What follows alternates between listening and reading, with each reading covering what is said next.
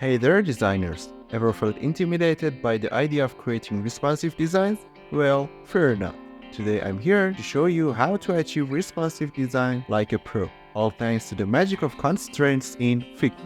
But hey, before we jump into the tutorial, smash that subscribe button and check out our channel for more awesome tips and tricks.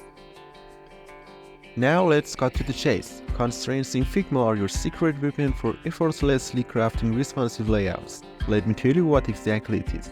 Each element in your design comes with built-in constraints, which is set on left and top by the default. As you can see, the distance between our button and frame won't change from left side and top side. And the rest are the same. Right constraint for keeping space from the right side, bottom for the bottom side. When we put constraints on center, the button will stand in the middle of the frame.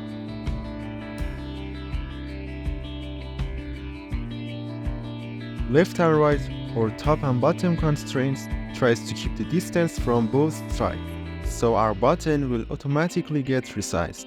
Now it's time for the scale constraint. It will keep the button in its own place and resize it according to the frame size change. Here's a tip that you should know. When you align the button with these icons here, the constraints will be changed too. Ready to put this into action? Now let's change this page from this to this and make it responsive.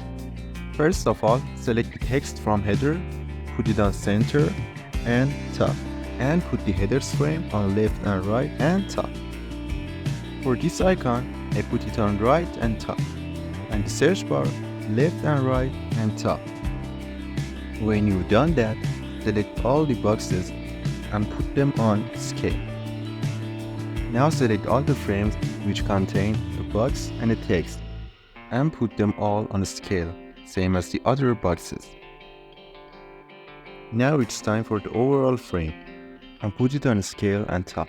Select each text and put them on bottom and center. Don't forget the images and put them all the way on center.